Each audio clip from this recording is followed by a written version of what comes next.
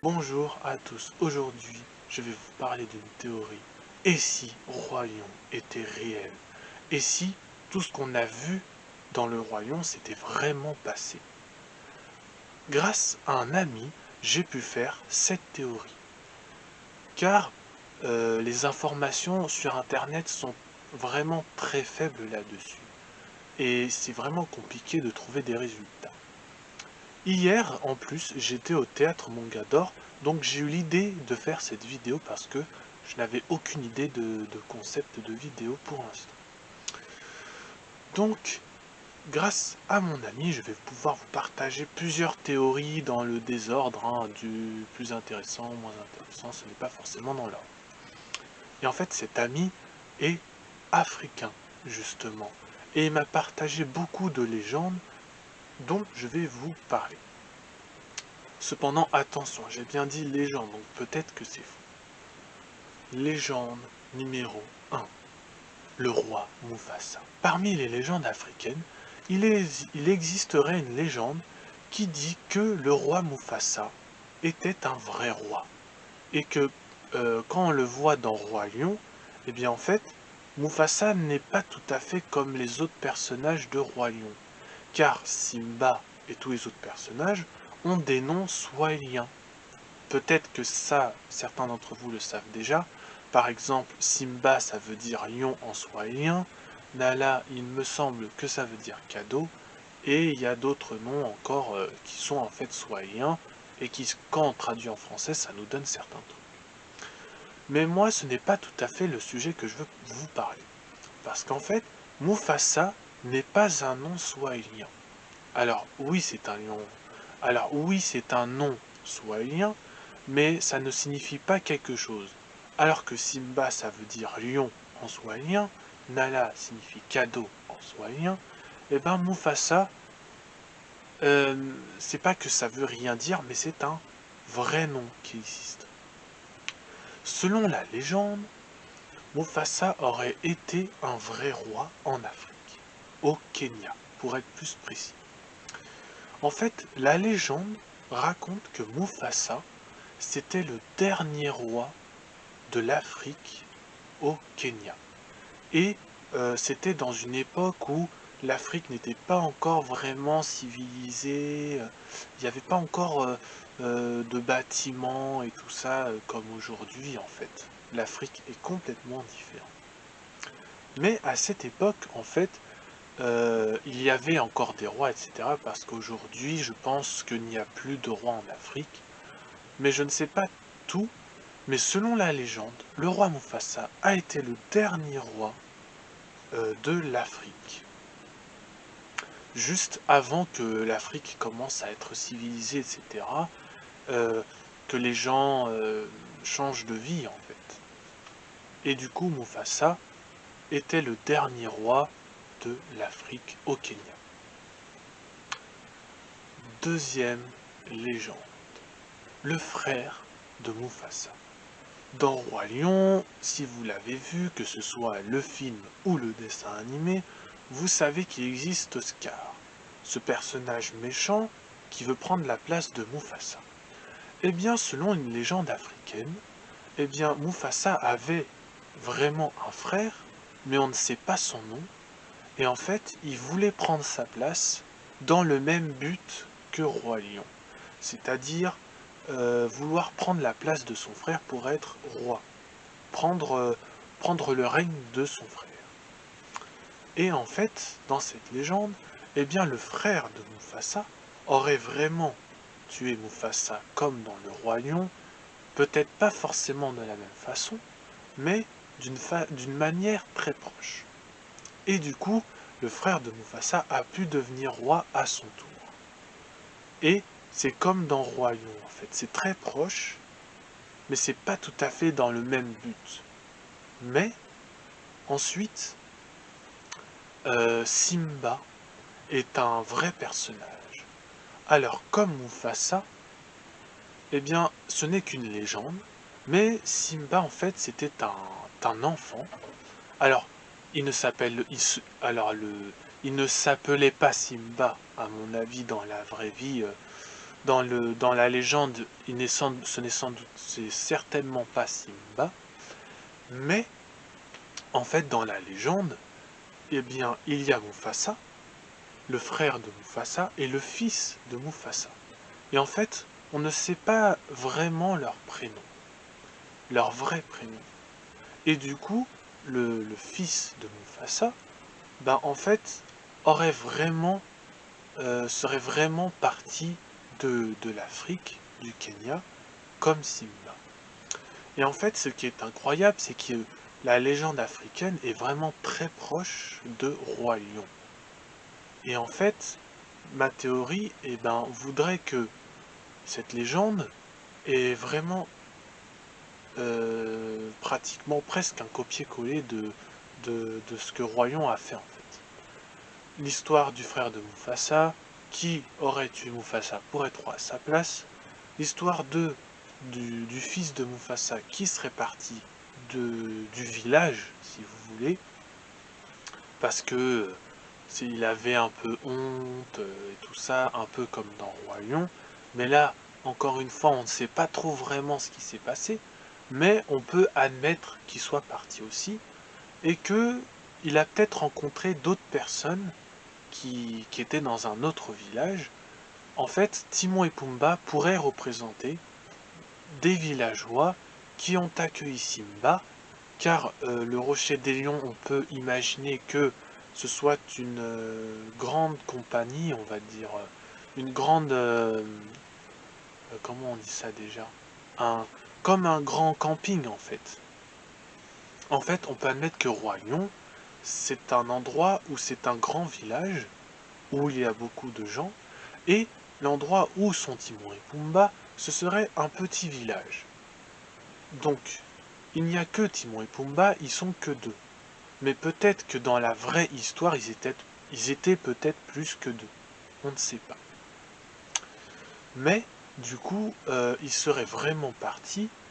Et dans les légendes, il y a également une qui dit le fantôme de Mufasa. Vous savez, dans le Roi Lion, on voit cette scène de Mufasa qui revient en fantôme pour dire à Simba qu'il ne sait plus qui il est et qu'il doit revenir sur la Terre des Lions pour protéger ben, ceux de son village. Eh bien, ce serait peut-être vrai aussi. Le fait que tu puisses revenir en esprit sous forme de nuage, eh bien, ça peut être une légende en Afrique. C'est un peu comme l'enfer et le paradis. Si tu es quelqu'un de très sage, etc., tu seras peut-être dans les esprits des nuages, mais si tu n'es pas assez sympa, tu vas tout simplement disparaître. Mais ça reste que des légendes. C'est comme l'enfer et le paradis, on ne sait pas si c'est vraiment existant ou pas. Ensuite, les conseillers du roi. Vous savez, dans le roi lion, nous avons Zazu et Rafiki. Et en fait, Rafiki et Zazu sont des conseillers. Même si Zazu dit être majordome, eh bien, il faut savoir que l'Afrique, c'est un pays très pauvre, mais vraiment très pauvre. Et là-bas, je pense pas que ce soit impossible qu'il y ait des riches, mais l'histoire des majordomes, en fait, ça n'a pas toujours existé. Et en fait, l'Afrique, à cette époque-là, il n'y avait pas beaucoup de... Il n'y avait pas vraiment une histoire de riche ou pas riche, puisque quand tu es roi, ben, on peut dire qu'il n'y a qu'un seul riche. Voilà, après ça fonctionne à peu près comme ça. Voilà. Et du coup, dans la légende, en fait, enfin, ce n'est pas vraiment une légende, mais Zazu n'est pas majordome, mais conseiller.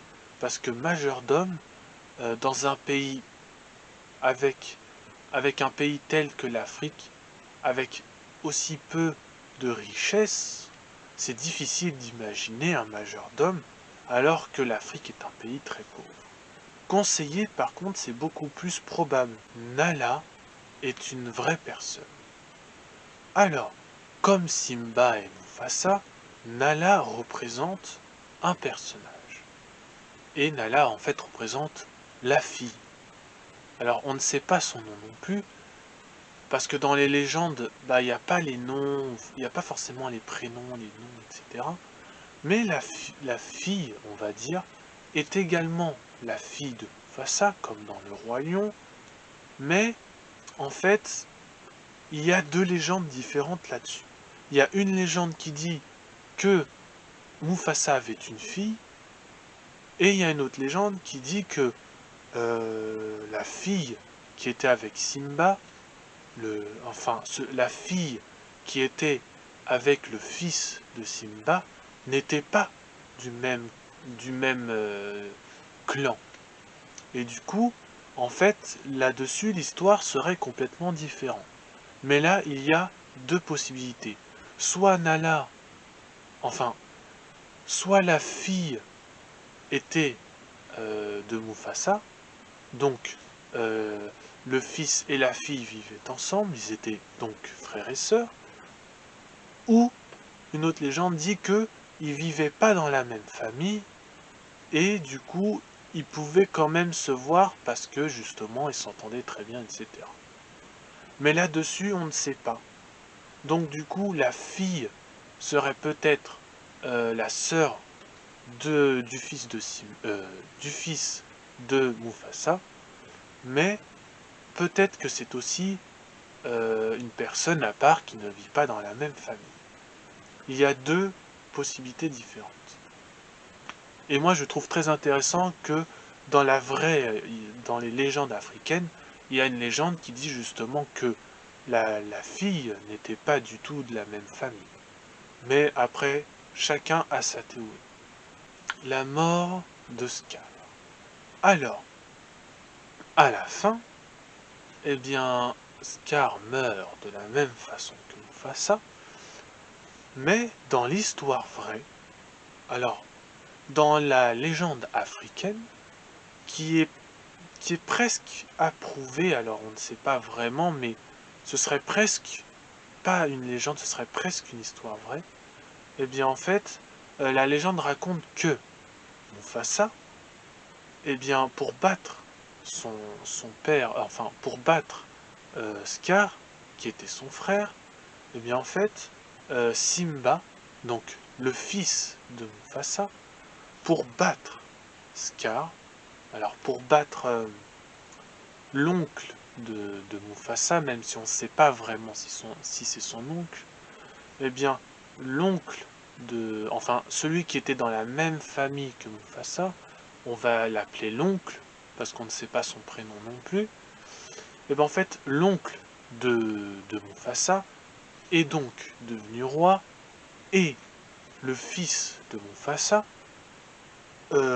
était donc revenu du petit village pour reprendre les terres, et comme l'oncle de Mufasa n'était pas une bonne personne, eh bien le fils de Mufasa a donc battu l'oncle de Mufasa par des armes, avec des couteaux, mais des couteaux africains, avec une forme un peu de crochet, etc. Donc selon la légende africaine, eh bien Simba aurait battu, enfin selon la légende, le fils de Mufasa aurait battu l'oncle de Mufasa avec des armes. Et non pas comme dans Roi Lion où il a juste jeté où, où il a juste jeté Mufasa par-dessus bord. Là, ce n'est pas pareil.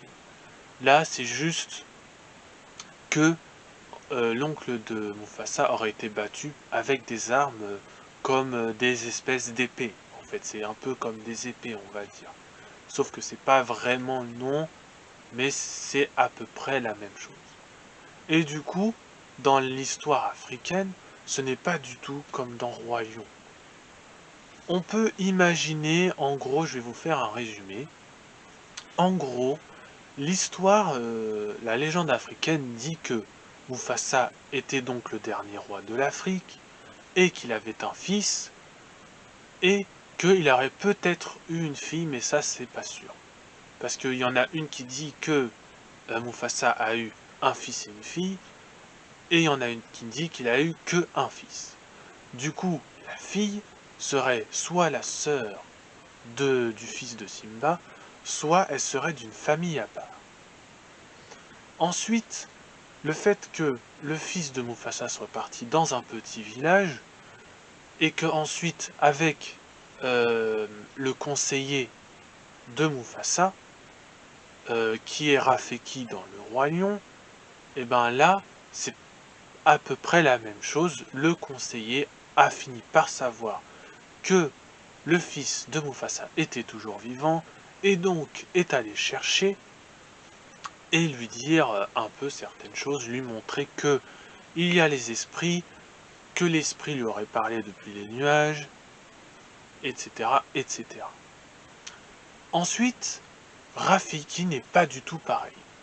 Alors, dans le royaume, on est d'accord que Rafiki, c'est un espèce de singe. Mais, dans l'histoire africaine, ce n'est pas du tout un singe, ce qui est logique. Ce n'est pas du tout un singe, ce qui est logique. Dans l'histoire africaine, en fait, ce serait carrément une dame. Ce serait carrément une personne, ce serait carrément une femme. Voilà. Dans l'histoire africaine, c'est carrément une femme. Et en fait, elle était conseillère de Mufasa et devait être ensuite la future conseillère du fils de Mufasa. Mais vous connaissez l'histoire, hein, puisque c'est comme dans Roi Lion.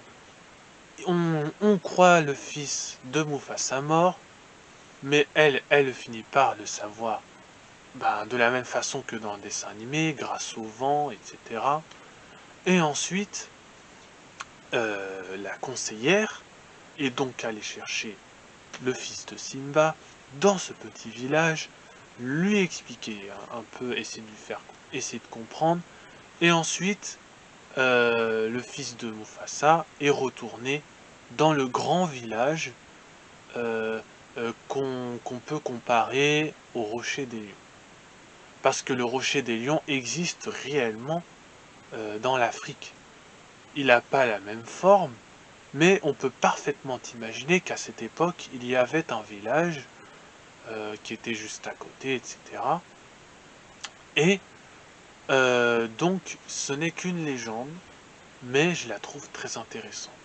Merci à mon ami de m'avoir aidé à avoir fait ce genre de vidéo, parce que je sais qu'on se parlait un peu de ça, mais je voulais pas aller plus loin que de juste en parler. Mais là, je voulais vraiment vous partager ça, parce que depuis que j'ai fait le théâtre Mongador, je me suis dit, il faut vraiment que je partage cette histoire avec vous, et je suis sûr que ça va vous intéresser. Et donc, pour conclure, le Roi Lion est en fait une histoire réelle, sauf qu'on a remplacé les humains par des lions. Et ce n'est pas le seul dessin animé qui a ce cas-là, puisqu'il y a d'autres histoires qui se sont réellement passées et qui ont été transformées en dessin animé avec des animaux pour que ça passe. Par exemple, il paraît que Jean La Fontaine, je crois que c'est comme ça qu'on l'appelle, cette personne célèbre qui a fait les fables de La Fontaine, etc., en fait, lui-même se serait inspiré d'histoires vraies et aurait remplacé les humains par des animaux pour que ça puisse passer, et donc toutes ces histoires étaient en fait des histoires réelles. Et ben là, en fait, du coup, Disney s'est inspiré d'une histoire vraie, parce que rappelez-vous, peut-être que vous ne le savez pas, mais à l'origine, Disney était parti en Afrique pour s'inspirer d'une histoire par rapport à l'histoire du Rocher des Lions. Eh bien en fait, Disney est allé en Afrique, il y a quelques personnes qui sont allées là-bas pour s'inspirer de certaines choses. Par exemple, le Rocher des Lions existe réellement, peut-être qu'ils se sont inspirés des légendes africaines, et du coup, Roi Lion est en fait une légende africaine. Voilà. Mais par contre, pour le Roi Lion 2 et le Roi Lion 3, je pense que c'est complètement inventé de A à Z. Parce que là, c'est complètement inventé Je pense que ce n'est pas du tout inspiré de légende, mais le Roi Lion 1, celui du dessin animé, hein, eh ben, est en fait une histoire réelle. Et oui. Après, je ne dis pas que c'est sûr à 100%, mais ma conclusion, c'est que c'est vraiment très proche de cette légende africaine que mon ami m'a partagé, parce qu'en plus, comme il est en Afrique, il connaît un peu toutes ces légendes. Alors, je ne sais pas si aujourd'hui il est toujours en Afrique, mais cet ami connaît beaucoup de légendes sur l'Afrique, et c'est grâce à lui que j'ai pu faire cette vidéo. Donc, un grand merci à toi. Et donc, c'est tout pour aujourd'hui. J'espère que je vous ai appris des choses. Et donc, vous pouvez me retrouver sur Instagram ou DeviantArt. D'ailleurs, petit message complètement hors sujet par rapport à la vidéo, c'est que je demande votre participation pour une vidéo que je vais faire bientôt. J'ai changé la vidéo et ce sera une vidéo sur un thème que je viens de créer.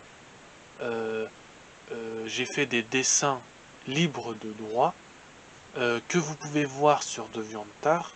Donc là, si vous êtes sur PC, vous pouvez observer ou juste après la vidéo. Si vous êtes sur téléphone, et bien en fait, j'ai fait des dessins libres de droit que vous pouvez utiliser pour faire votre propre montage. Et ensuite, n'oubliez pas d'utiliser le hashtag Dylan Gaysor libre de droit, tout en attaché, sans majuscule. Et le hashtag, faut bien le mettre collé à Dylan Gaysor libre de droit. Et également sur Instagram, vous pouvez retrouver cette publication de dessin libre de droit que vous pouvez vous amuser à faire votre propre montage, Photoshop, vidéo ou même. Et n'oubliez pas d'utiliser le hashtag Dylan Gaysor libre de droit qui est pour Instagram et DeviantArt. N'oubliez pas, parce que sinon je ne pourrais pas voir vos dessins, et profitez-en parce que c'est le moment où je vais parler de vous, et du coup profitez-en. Voilà, je vais vous parler de ça, parce que je l'ai fait sur DeviantArt, je l'ai fait, je l'ai pas encore fait sur les autres forums du genre Instagram, j'en ai pas encore parlé, mais sur Instagram je l'ai fait, je l'ai publié, et du coup, c'est votre moment à vous. La vidéo sortira le 22 mai. Si vous voyez les publications, vous aurez la date exacte, mais d'après moi, ce sera le 22 mai que je ferai la vidéo. Un programme assez long. Voilà, pour que vous ayez le temps de faire votre montage photo, photo animée du genre GIF, etc. Du montage, hein, un peu comme les trucs avec un écran vert. Franchement, j'espère que vous serez plutôt nombreux à le faire parce que vous êtes désormais 73 abonnés sur ma chaîne. Donc j'espère que il y aura un grand nombre de personnes qui vont participer. Voilà. C'est tout pour aujourd'hui. J'en reparlerai dans d'autres vidéos, histoire que vous puissiez l'entendre. Comme ça, j'en parlerai plusieurs fois. Et du coup, c'est tout pour aujourd'hui. Au revoir et Hakuna Matata à vous.